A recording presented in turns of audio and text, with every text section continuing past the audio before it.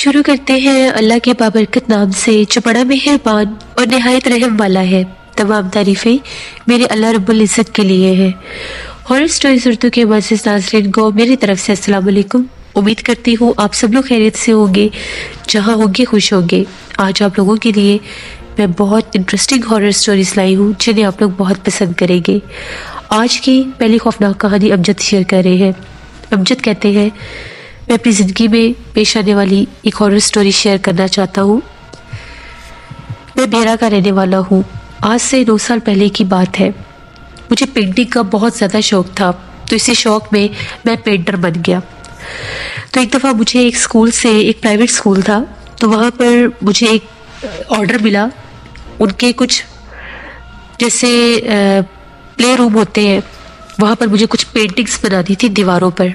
अभी वो स्कूल नया ही स्टार्ट हुआ था, तो बच्चे अभी जैसे दिसंबर की छुट्टियों में बंद होते हैं स्कूल, तो उन्होंने 10 दिन के बाद आना था। तो वहाँ पर कुछ पेंटिंग्स उन लोगों ने करवानी थी। मेरी उनसे बात हो गई। मैंने उन्हें कहा कि ठीक है, मैं आकर आपके स्कूल में पेंटिंग कर जाऊँगा। अब मेरा जिससे रब्ता था वो स्कूल का एक एडमिन का आदमी था, तो उसने मुझे एक की दे दी और ये कहा कि जिस वक्त आपको ईजी लगे आप जाकर वहाँ पर काम कराना। काम उनका सिर्फ 3 दिन का था। तो मैंने उसे कहा कि मुझे जिस टाइम में टाइम मिलेगा मैं जाकर कराया करूँगा। पहला ही दिन था अभी, तो मैं पेंटिंग करने गया। सर्दियों का जैसे मौसम था, दिसंबर की छुट्टियाँ थी, तकरीबन मगरिब के बाद का टाइम होगा। मैं स्कूल में चला गया। स्कूल बिल्कुल इलाके के अंदर था, कोई दूर दराज इलाके में नहीं। आसपास सारी आबादी थी।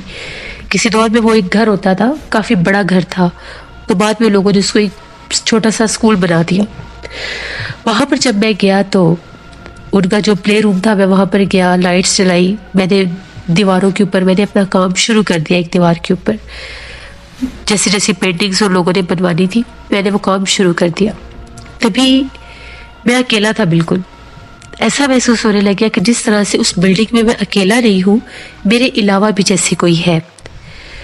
और वो ऐसे महसूस हो रहा था कि जिस तरह से कोई दूसरे क्लासरूम है। वहाँ पर मुझे छोटे बच्चों की आवाज़ें आ रही थी। छोटे बच्चे जैसे क्लासरूम में शरारतें करते हैं, शोर मचाते हैं, डेस्क पर हाथ मारते हैं, कुर्सियों को घसीटते हैं। मुझे बड़ा तज्जुब हुआ कि ये ताला तो मैंने खोला है बाहर से आकर, तो ये स्कूल में आवाज़ें कैसी आ रही है।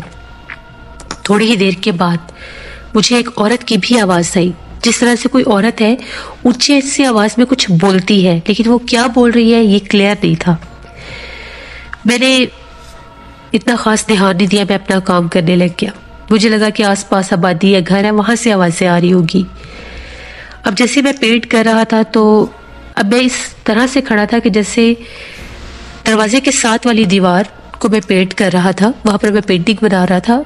अगर कोई दरवाजे के पास से गुजरे, दरवाजे में आकर खड़ा हो, तो मुझे वाज़े तौर पर महसूस होगा। मेरी कमर नहीं थी, मेरी साइड थी दरवाजे की तरफ। एकदम से मुझे ऐसा महसूस हुआ कि जिस तरह से कदमों की आवाज़ आई है और बाकायदा कोई गैलरी में से गुजर के गया है।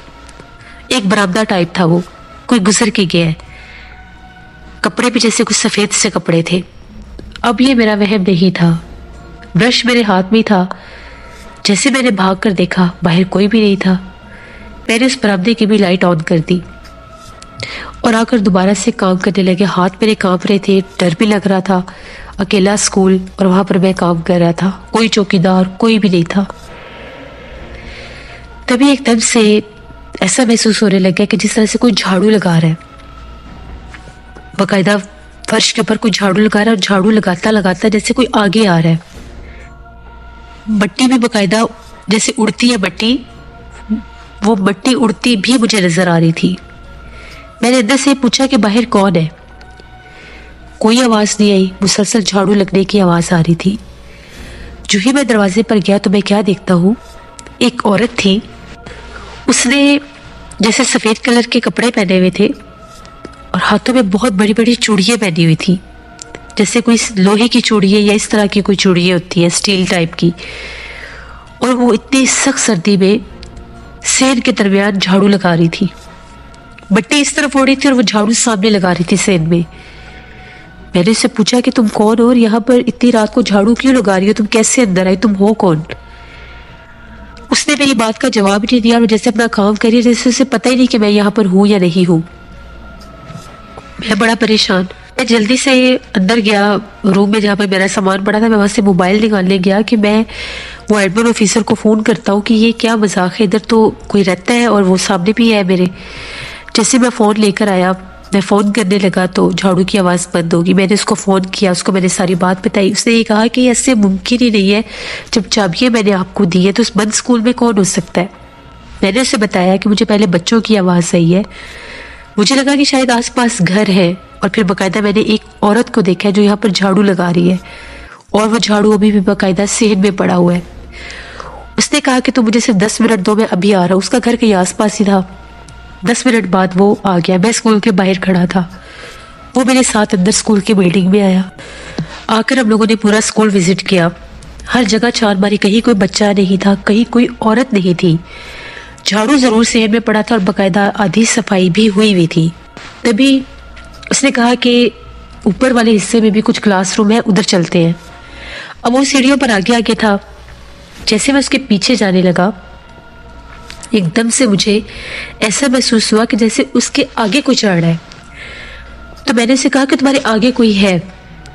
उसने एकदम से उस तरफ देखा तो एक औरत बड़ी तेजी से चढ़ती हुई सीढ़ियों के ऊपर गई। वही औरत थी जो झाड़ू लगा रही थी। हम दोनों ने इसको आंखों से देखा। वो आखिरी सीढ़ी पर गई और वो गायब हो गई। मेरी भी चीखें निकल गई, उसकी भी चीखें निकल गई। हम लोग भागे बाहर, पूरा मोहल्ला इकट्ठा हो गया। हम लोगों ने बताया कि इस तरह से काफ़ी देर से हम लोगों के साथ ये मामलात हो रहे हैं, और मैंने बाकायदा बताया कि मैं पेंटर और मैं आधे पौने घंटे से स्कूल में हूँ और मैंने यहाँ पर ये सब कुछ महसूस किया है। इलाका वकील लोगों का ये कहना था कि वो जो बिल्डिंग थी जहाँ पर वो स्कूल बनाया गया था, वो एक आसिफ ज़दा बिल्डिंग थी। वो पहले किसी दौर में एक घर होता था, वहाँ पर एक चुड़ैल और जन्नात का बसेरा था, और वो औरत बाकायदा दिखाई देती थी। वो लोगों का ये भी मानना था कि रात भर इस घर में कोई झाड़ू लगाता है, और बाकायदा एक औरत पुराने दौर के लिबास में, पुराने दौर के जेवरात में दिखाई देती है।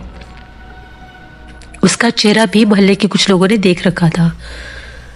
उनका ये कहना है कि 1 से 2 बार हम लोग इस घर में फलांग कर गए हैं, कभी कोई बॉल गिर जानी या कभी कोई चीज़ लेने जाना, तो हमें वहाँ पर वो बाकायदा दिखाई देती है।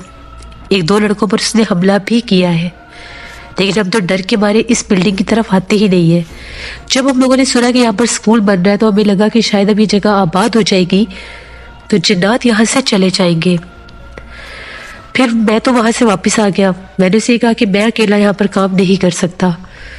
उस आदमी ने कहा कि ठीक है, मैं आपके साथ यहाँ पर कुछ आदमियों को लेकर आऊँगा तो आप काम कर देना। फिर दिन के टाइम 5-6 आदमी होते थे जिनके इलाके के, वो लोग सारे वहाँ पर बैठते थे और हम लोग काम करते थे। उसके बाद मैं स्कूल की तरफ नहीं गया। मुझे नहीं पता कि बाद में वो स्कूल कितना अरसा वहाँ पर चला, वहाँ पर बच्चे आए या नहीं आए, लेकिन जिन जिन लोगों से मैंने स्कूल के बारे में सुना वो ऐसे खौफनाक वाक़यात थे जिनको सुनकर रोंगटे खड़े हो जाते थे। वो लोग कहते थे कि इस स्कूल की बिल्डिंग के ऊपर हमने किसी परिंदे को नहीं देखा, सिर्फ उल्लू बैठे हुए नजर आते हैं यहाँ पर, और वो भी रात भर उल्लू अजीब आवाज़ें निकालते हैं। इतनी भयानक वो बिल्डिंग थी। कैसे उन लोगों ने वो बिल्डिंग ली, किस तरह से उन लोगों ने वहाँ पर रिस्क लेना था, बच्चों को पढ़ाने के लिए आना था।